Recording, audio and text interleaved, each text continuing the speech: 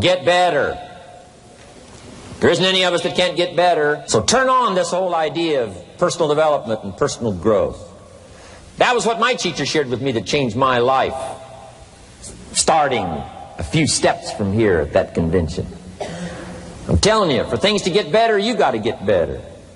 Don't ask for it to change out there. Ask for you to change here. Don't ask for a more favorable wind. We call that naive. Don't ask for better seed, better soil. This is the only planet you got. Just ask that you can get wiser and stronger and better and be able to take care of your own responsibilities. Get better. Learn how to handle the seasons better. Let's go through them. Just get better at handling the winters. You can't change the winter. You can't change the seasons, but you can change yourself. You say, well, what can I do about the upcoming winters of my life? The challenges that I know I'm going to face. Here's what you can do. You can get wiser and stronger and better. Just make a list of that trio of words. Wiser, stronger, and better. Go home smarter than you came. Go home with more ideas than you came with. Next, get stronger. You can develop the muscle. You can develop the courage muscle. You can develop the inspiration muscle. You can develop the dedication muscle. You can get stronger. There isn't anybody here that can't get stronger. Next time we see you, may not even recognize you. How strong you're going to be able to become in language, in style, in personality, the ability to cope, the ability to handle with anything that happens, no matter what happens. And the third one is get better. We can all get better. I've gotten better. First talk I gave, I stood up, my mind sat back down. But here's the secret to my success. I stood up and did it again. I stood up and I did it again. And I did it again, and I did it again all those many years ago. I did it when I was scared, and I did it when I didn't want to, and I did it when I was ill. And I did it when it didn't work well, and I did it when they didn't appreciate it, and I didn't a lot of times when I didn't know much what I was doing. I just did it anyway. And now all these years later, I'm asked to walk on this stage with the greatest introduction I've ever had, greatest response and welcome I've ever had, the greatest opportunity I've ever had to touch this many lives with a mixture of words and heart and soul. I got better.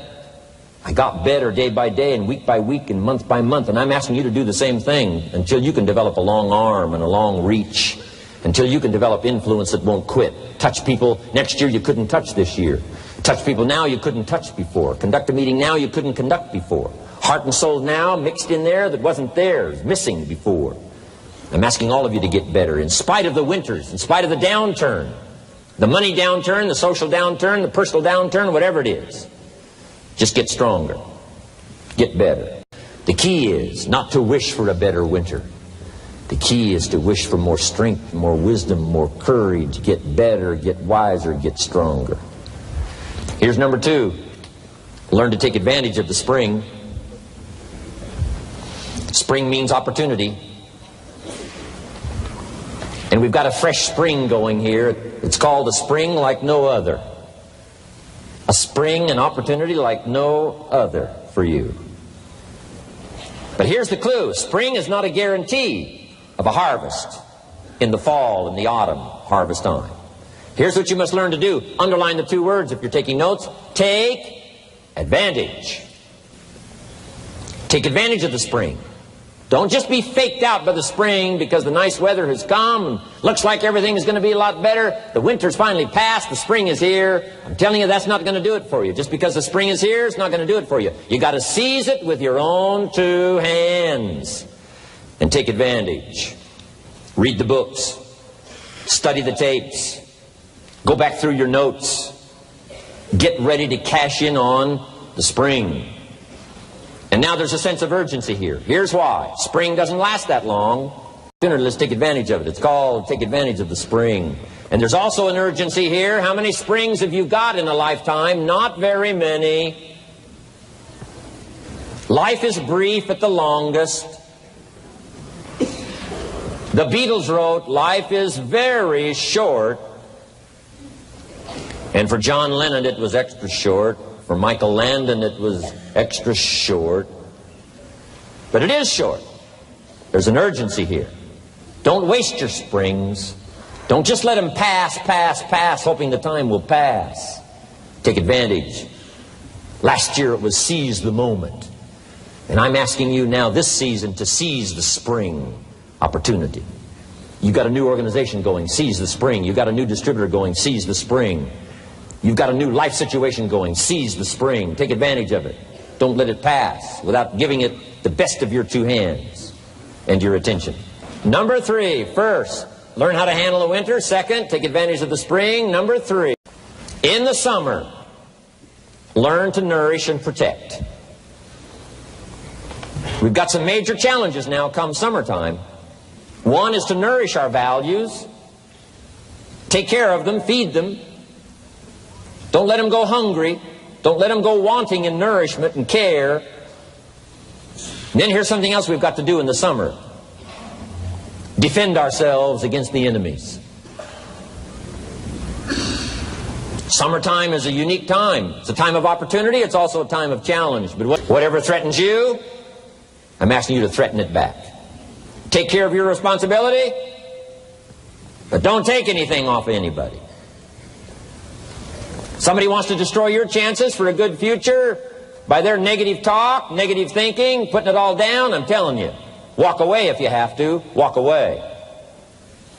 Whatever threatens you, threaten it back. Whatever threatens your opportunity, threaten it back. Now, some of our enemies are on the outside, but here's the most important thing to understand. Some of our enemies are on the inside. Let me give you a quick list. Indifference. You got to do battle with your own indifference. Boy, it's easy to coast, especially if you've accomplished something, extraordinary. Now, somebody says, I got to relax. Here's the key. Not too long. The weeds will take all you plant if you rest too long. Don't rest too long. Indecision. You got to make those decisions. The ones that don't turn out to be good gives you experience to make better decisions. Don't let much time go by without making some decisions. The ones that you can make quickly, make them quickly. The ones that take time, take your time. But get those decisions made. Don't let indecision be an enemy, rob you of the future, empty your bank account, leave you with zero in the purse. Don't let that happen. The next one is doubt. Sure, there's doubts on the outside. People doubt that America's going to make it. People doubt that Europe's going to make it. People doubt that Russia's going to make it, that Poland's going to make it, that Czechoslovakia's going to make it. They doubt the whole world is going to make it. But I'm asking you not to pick up all those doubts. I'm asking you to have some faith, have some courage, believe, drive your doubts into a small corner. Don't let them loose like a mad dog, drive you into a small corner. Don't doubt the future. Don't doubt the possibilities. Don't doubt the extraordinary gifts that your distributors bring to your organization. Don't doubt that. And here's the most important one of all. Don't doubt yourself. If I've got miracle working power to change my life, so do you. If I've got the ability to change, so do you. If I've got the ability to read, so do you. If I can discover, so can you. If I can grow, you can grow. If I can develop, you can develop. If I can get an invitation like I got 6 years ago, help take something around the world, so can you. If I can stand on this platform, Idaho farm boy raised in obscurity, so can you. If the millionaire team can do it, president's team can do it, walk off with the diamonds, the trophies, so can you. I'm asking you, don't sell yourself short. We haven't sold you short. That's why Mark, Larry, and Dr. Katzler and I have decided to invest a big share of our life these 4 days in being with all of you. If we didn't think you were worth it, we wouldn't have showed up. We don't need to conduct another meeting. We don't need to walk on another stage. We don't need to get up early like we get up. Don't need it. Except for the challenge and the opportunity to invest in this many people's lives who wouldn't get up early. To have a chance to work miracles and invest in this many people's lives and help turn the world upside down for better nutrition called Herbalife. To a lot of people, ambition is kind of a mystery. The dictionary says it's an eager desire for distinction, power, or fame. But what does that really mean? Well, let's start with the word eager. All by itself, eager is kind of exciting. Kids are eager for their birthday parties. They expect to be the center of attention, get lots of presents, eat too much. I guess grown-ups are eager for birthdays too. Unless, of course, they're embarrassed that the number of candles on the cake outnumber their achievements. But we can be eager to see a ball game, eager to see our kids in a dance recital, eager to see an old friend, eager to shop for a new car. Eager sounds like a lot of fun.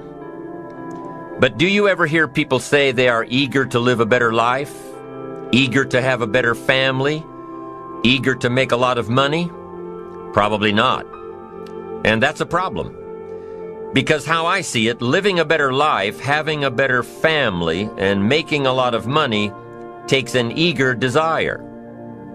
We have the remarkable ability to get exactly what we must have. But there is a difference between wishes and desires. We've all heard people say, "Oh, I wish I could just drop 5 pounds. I want to be a little lighter." And we've probably said it ourselves, especially after a big holiday dinner of turkey and homemade pie and every other thing we can possibly stuff ourselves with in one 8-hour period of time. And even though we may wish we could breathe a little easier in our clothing, we have to have the desire to exercise a little more and eat a little less. The "I wish I could lose weight" has to become, "I have the eager desire to lose weight." I'm also sure you've heard people talk about wishing they had more money to pay the bills, or take a vacation, or just to take a little pressure off of life. But before their lifestyle can change, their wish needs to become a desire. If they really desired change, they wouldn't spend their evenings just watching TV and wishing they were doing something more. The backbone of an eager desire to change is discipline.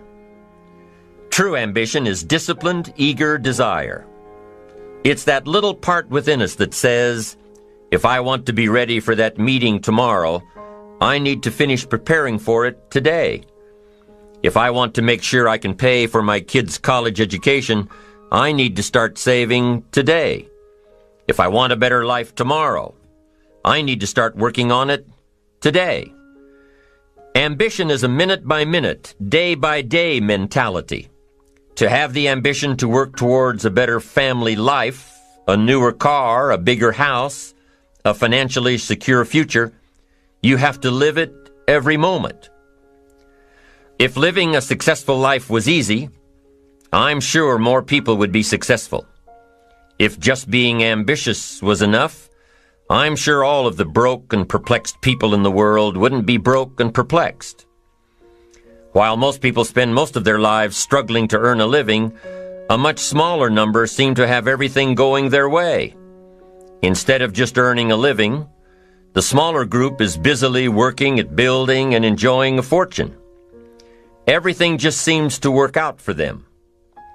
And here sits the much larger group, wondering in awe on how life can be so unfair, complicated, and unjust. So what's the major difference between the little group with so much and the larger group with so little? Despite all the factors that affect our lives, like the kind of parents we have, the schools we attended, the part of the country we grew up in, none has as much potential power for doing good as the ability to dream. Dreams are a projection of the kind of life we want to lead. Dreams can drive you. Dreams can make you skip over obstacles. When we allow our dreams to pull us, they unleash a creative force that can overpower everything in our way. To unleash this power, though, your dreams must be well defined. A fuzzy future has little pull power. Well-defined dreams are not fuzzy. Wishes are fuzzy. To really achieve your dreams, to really have your future plans pull you, your dreams must be vivid. One of the issues Mr. James dealt with in his lifetime was, what does it mean to be a success, a significant person? After years of pondering this question, William James described success as a combination of two things. Number one, an inner ideal which is followed persistently with courage. And number two, outer achievement related to that ideal. Let's go back to number one, an inner ideal which is followed persistently with courage. I take that to mean defining a goal and having the resolve to complete it. No matter what, I'll do it or die. Promise yourself you'll read the books until your skills change. Go to the seminars until you get a handle on it. Do it until it makes sense. Practice it until you've got it right. Don't give up until you get where you want to be, however long that is. Step by step, piece by piece, book by book, seminar by seminar, do it until. Go for it. Until is a very important word. It's magic. It means that you'll never give up. Don't miss the chance to grow, to pay the price. Until you learn, change, grow. You'll discover some of life's great treasures when you pay that price. William James' second part to success dealt with the outer achievement related to that ideal. You need both aspects to really be a success. But what Dr. James realized about his philosophy of success was that the first part is indeed more important than the second. Going for it. As long as you're working toward your inner goal, your dream, then success is possible. But once you give up your inner vision, then you can never become successful. You never will become successful. Until doesn't even matter. Now, maybe the person who's been working on a project for 10 years can be successful in his own right, if he's honestly working toward it, doing everything to make himself worthy of reaching the dream, really happy with where he is, doing it until. Then maybe he is a success. It's a personal thing, going for it one step at a time. Going for small accomplishments along the way for however long it takes. So let's think about this for a moment. What outside evidence or results or proof can be seen when you accomplish your goals one step at a time? You'll start to see things change around you, little things, not major things, but little everyday things, things you may not even notice unless you are paying attention. If you're one of those who'd rather stay up late and get up late, only to discover that your workplace doesn't fit your schedule, and you roll out of bed cursing the alarm clock every morning, maybe you could start with the little change of going to bed half an hour earlier than normal. And maybe you'll see, in time of course, you can't train your body overnight, maybe you'll find out that you jump out of bed in a better mood, and that your day will start better, and that you'll get more done, and that the people around you that caused you problems aren't so hard to work with after all. It all starts by making one little change and adding to it every day. You see, you can't change what's going on around you without first changing what's going on within you. Start changing how you look at mornings, and sure enough, people will start changing how they look at you. When you start changing how you think, how you act, how you treat others, how you treat yourself, when you start responding instead of reacting to life, life will start responding to you. I'm telling you that you can do it with your lifestyle. You can do it with your sales career. You can do it with your management career. You can do it with any part of your life. You cannot believe what can happen in such a short period of time. So you ask yourself, what small changes can I start making today? Well, you can start in your car on your way to work. If you're sitting on the highway, stop-and-go traffic, moving at about 15 miles per hour tops, look at the guy or the lady sitting next to you and give them a smile, or thumbs up, or even wave. Now, some people might think you're a little strange, but hey, you'll feel better. And tomorrow, when you get into the office, how about a big cheery hello to the people at the front desk, and everyone you see on the way to your office? And when you get home tonight, how about giving your wife or husband and kids big hugs instead of collapsing on the sofa? When you start with the little things that make others happy, improve their day, you'll find that these little things add up to big ones. So what happens when you start taking charge of your own personal happiness, your own life? Do you think that these little things will somehow make a difference in meeting your goals? You bet they will. You can't do it alone. You can't be successful by yourself. It's hard to find a rich hermit, you know. The ambitious person realizes that each of us needs all of us. You all by yourself may have finalized the company's marketing plan, or finished up the sales projections, or even wrote the mission statement for the year to come. Even if you did this all by yourself, you really had the help of all of those around you who tolerated and supported your need to be undisturbed, or provided service to you during the project. Maybe you should thank those people every once in a while with a dinner certificate or a bouquet of flowers. After all, without your support team, you probably wouldn't be where you are today. You can't be successful by yourself, so thank them. Thank those around you, and let them know just how important they are to you. Be it your office personnel or your family or your friends, a thank you sure goes a long way. You don't have to worry about the winds that will most certainly blow around you, the obstacles, the negativity that will stand in your way. You don't have to worry about what other people will say. You just have to keep your mind on your course. Those winds may blow fast and furious, but if you know your path, if you know where you are going, they will help push you toward the dreams and goals and treasures that you have already decided you're going after. Your goals will push you forward, ahead of the stormy weather. There are some amazing people around that we can learn from today. People who have already braved the storms and come out on top. People who are still alive today. People who started with nothing and ended up with something great. Famous people, not so famous people. Maybe even people you know, but don't know their stories. People who had an early vision and ambition. People who turned their focused dreams into the reality of success. One of my friends tells this story about her dad. She thinks he's cheap. She gives him a hard time every time they go to one of those all-you-can-eat places, because he eats all he can eat, until he can't move, until he needs to take something for indigestion. But she knows where he came from, his history, and understands just why he is the way he is. He eats all he can eat because he was raised in an orphanage, a place where you had to grab all you could or you'd be hungry.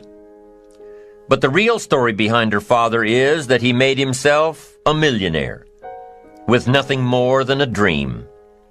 He watched his own father drown when he was 4, was taken away from his mother a few years later and put into an orphanage because he was so bad. Raised by other people, strangers. After growing up in foster homes, he decided to go out on his own. He barely finished high school, but he found a job as a vacuum cleaner salesman. He did well, really well. But the woman he loved didn't want to marry a vacuum cleaner salesman, and he really didn't want to be one, so he went to college, went on to medical school, prospered, really prospered, led a tremendously successful life as a radiologist, and is now retired, goes fishing, rides his Harley. Stories of success are all around us, everywhere. Take the time to talk to these people or read their stories. You might learn something. You might find out that they have already traveled the path you are now on. Many of these people have written books on their journeys. These books tell the stories and give the secrets that we can all learn from. Let's say you decided to take a trip, just a short one, maybe for a weekend.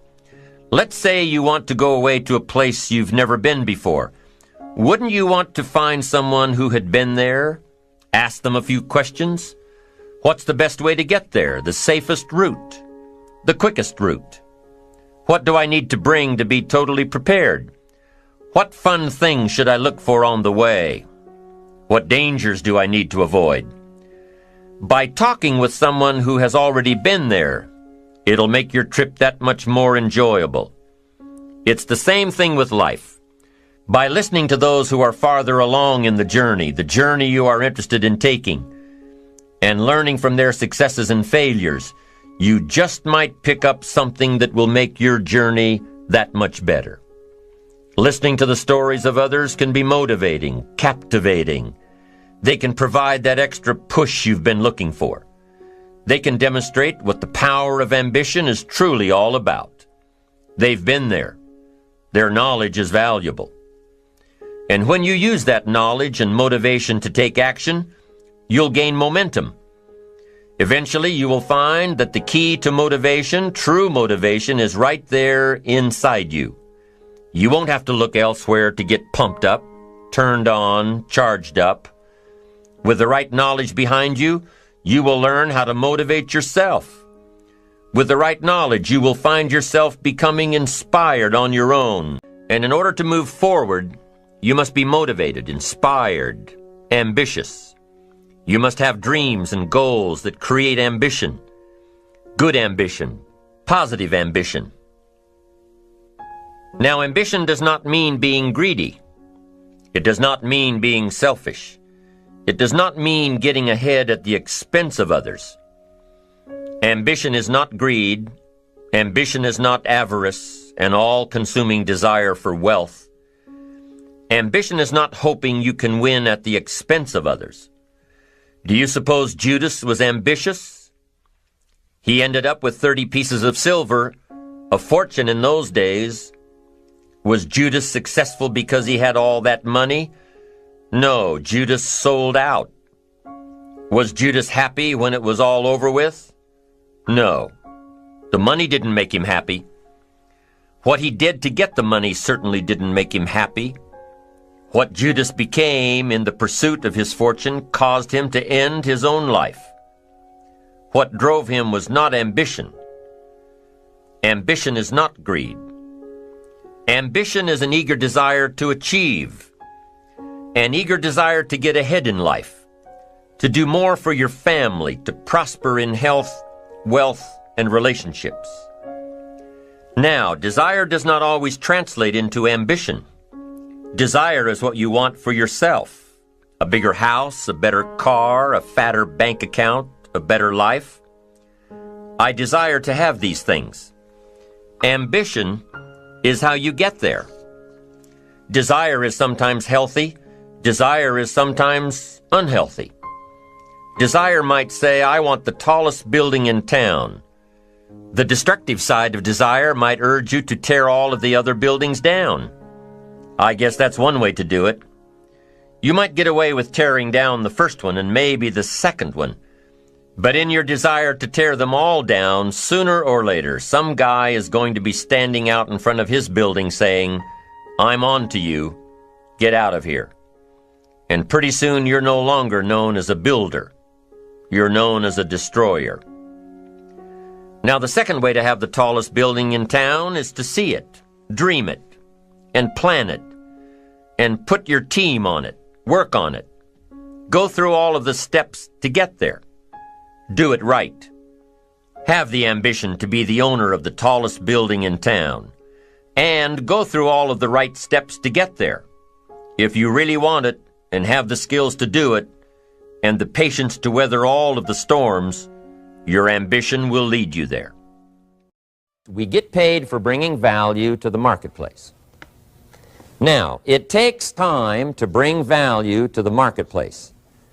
However, we do not get paid for time, so we cross that out. Mistakenly, the man says, I'm making about $20 for an hour. Not true. If that was true, you could just stay home, right, and have him send your money. So that's not true. We don't get paid for time. We get paid for value brought to the marketplace. Now, since that's true, here's one of the key questions of my talk to you today. Is it possible to become twice as valuable to the marketplace and make twice as much money in the same time? Is that possible? The answer is yes. Could you become 3 times as valuable as you might be right now to the marketplace and make 3 times as much money? in the same time? And the answer is yes. 5 times, 10 times? Of course. America is unique. It's a ladder to climb. It starts down here, let's say, at $5 an hour, and it keeps going up. Top income last year, $80 million. The guy who runs Coca-Cola. Now, that's a heck of a ladder. That's why everybody wants to come here, right? The boat people are not headed for Vietnam. People haven't plotted and schemed for 50 years saying if I could just get to Poland, everything would be okay. Not true. Everybody wants to come to America. And the reason is because we've got the best wind ever blowing in our favor. We've got the best economic opportunity anybody's had in 6,500 years. And all you have to do is understand it and take advantage of it. Now, there's some key questions to ask here. Why would the marketplace pay someone only $5 an hour? Very simple answer. They're not very valuable to the marketplace. Now, we must underline to the marketplace. This person might be a very valuable brother, yes. Member of the family, valuable, yes. Valuable member of the church, of course. Valuable citizen of the country, yes. Valuable in the sight of God, no doubt. We're all of equal value in the sight of God. But if you're not very valuable to the marketplace, you don't get much money. You say, well, it shouldn't be that way. Well, then you got to start your own country. You know, this one's been in process for 200 years, and this is the best we've been able to come up with so far. But here's the key. You don't have to stay here. Now, there was a big debate in Congress last year that this $5 was not enough, should be 6, should be 6, should be 6. But we don't need legislation. 6 is already on this ladder. The next step up. You know, if you work for McDonald's, they'll pay you $5 an hour to take out the trash. If you whistle while you take out the trash, they'll pay you $6 an hour. So we don't need that legislation. You just need to take lessons on how to whistle. Have a good attitude. Now, as you begin to climb this ladder, why would the marketplace pay some people $50 an hour? Answer, evidently, they must be more valuable to the marketplace. 10 times more valuable. And is that possible for someone to be 10 times more valuable and earn $50 an hour instead of 5? And the answer is yes. That's what America is all about. Now, why would the marketplace pay some people $500 an hour? Evidently, this person must be much more valuable to the marketplace. That's what's important to understand, to the marketplace. And would the marketplace pay one person $80 million for 1 year's work? And the answer is, of course. If you helped a company make $1 billion, would they pay you $80 million? I'm telling you, it is possible. And that's why America is so exciting. That's why this financial ladder is so exciting. It's possible for all of this to come true for all of you, no matter where you start. As a student in school, just getting started out there in the workplace, this is all possible for you. Now, Mr. Schoaf gave me the clue on how to climb this ladder as high as I wanted to climb. Now, we're talking primarily economics here. There's a lot of other ways to become valuable to your family, valuable to your friends, valuable to the community, valuable to the team, right? Valuable to the team effort, valuable to the concert. But here's what he said to me. In climbing this ladder economically, all you have to do is work harder on yourself than you do on your job. Once I heard that, it made sense to me. I kept hoping that everything else would change around me, found out that if I went to work on myself, worked on my skills, worked on my language, if I became better than I was each year, if I grew in skills and language and vocabulary and competence, then I would become attractive to the marketplace. Not very long ago, a company called me and said, Mr. Owen, we're expanding internationally. We'd like to have a bit of your expertise to help us. Would you give us a bit of your time? We'll add some millions to your fortune. And I said, okay. And I thought later, isn't that interesting? They would call me. Then my second thought was, of course they'd call me. Who else would they call? I can get the job done. Now, what a contrast for me, farm boy from Idaho, raised in obscurity, parents of modest means, broke when I was 25. How come I would get a telephone call and someone offer me a lot of money to help them in expanding around the world. Simple answer, evidently. Something happened to me between age 25 and where I am today. And I can tell you where it all started.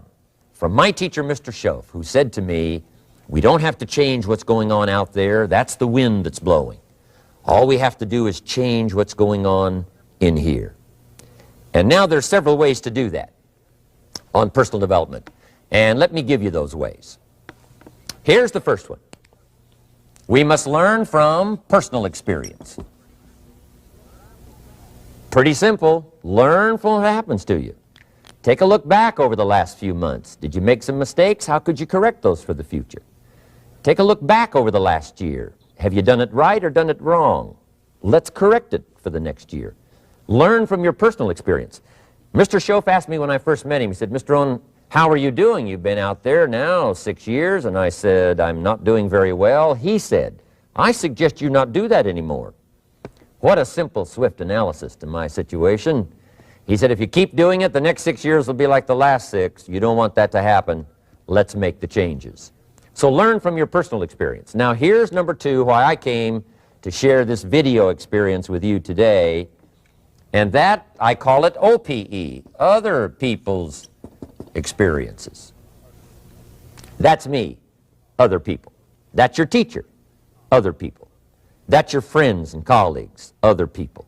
The people you meet that can pass along to you their experiences, what's happened to them, the mistakes they made, how they corrected them, how they changed their health and changed their bank account and changed their income and changed their future. That's it, other people. Now there's 2 kinds of people to learn from. One is failures. It's too bad failures don't give seminars, right? That would be valuable. Bring your notebook, have them tell you how they lost it all and threw it all away, threw their health away and threw their friendships away and things didn't work out well.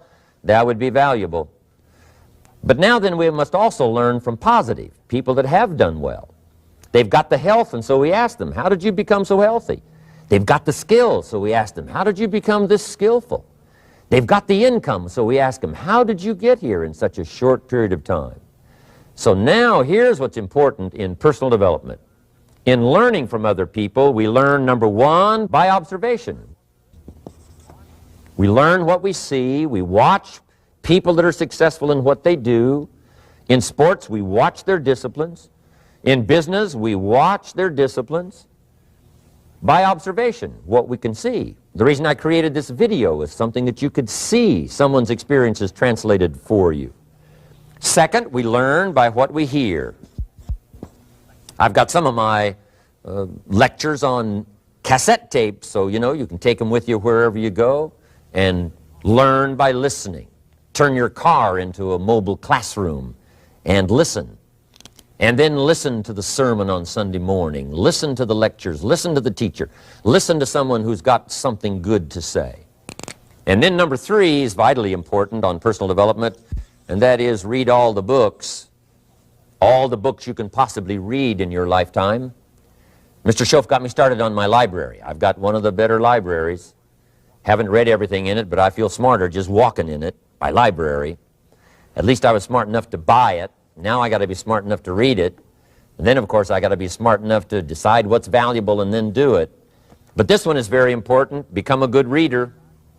Some books that helped change my life. Mr. Schoaf recommended, of course, the Bible. And my parents made sure I was a pretty good scholar by the time I was 18. That's been so beneficial for me, drawing from those illustrations, reading about those stories, people who made it and people who didn't make it and what the difference was. And then other books that helped to really change my life. One called Think and Grow Rich by Napoleon Hill. And then a book that helped me become financially independent by the time I was 31. And that book is called The Richest Man in Babylon by George Clason. And I'm going to share a little bit of that book with you when I get to financial independence today, our 3rd subject. But I started reading the books, attending the classes, making sure that I got in front of people that had something good to say. And then I started keeping a journal. One of the major things my teacher taught me was to keep a journal. He said, don't trust your memory. If you hear something good, just make a little note and write it down. Now, at first I took, notes on pieces of paper and torn off corners and backs of old envelopes, and it didn't serve me well, thrown in a drawer. Then I learned to keep a journal, a bound copy of all my notes. So I would suggest you do the same. Things that impress you, a poem that impresses you. When you attend a class, some of the ideas that impressed you, jot them down. You read something in a magazine, right? Some ideas. Take those out, put them in your journal. Keep a good journal the rest of your life. This will serve you well. My journals make up a significant portion of my own library. And if you saw my library and saw my journals, I tell you what you'd have to say. This is the library, and these are the journals of a very serious student. No wonder Mr. Rohn is invited to lecture and speak on his experiences around the world. So I want the same thing to happen to you. Value captured that you can resort to later, go back over it and review it, and let it become valuable to you. So that's my first subject, personal development. Work harder on yourself than you do on your job. Develop the skills, learn the lessons, take the classes, absorb all that is being taught to you these days. And then later on, of course, you can sort it out, what's valuable to you and how to refine it for your business and for your life and for your future. But the main thing is to get it and start this process of personal change, personal development. And let me say it one more time. If you will change, everything will change for you. You'll never be the same. You'll keep growing. As you look back on a few months, look back on a few years, you won't believe the progress you can make. Economically, your relationship with your family, your friends, and whether you're in sports or economics or whatever, I'm telling you, that whole process of committing yourself for personal change, personal value, can really make your life unique and worthwhile.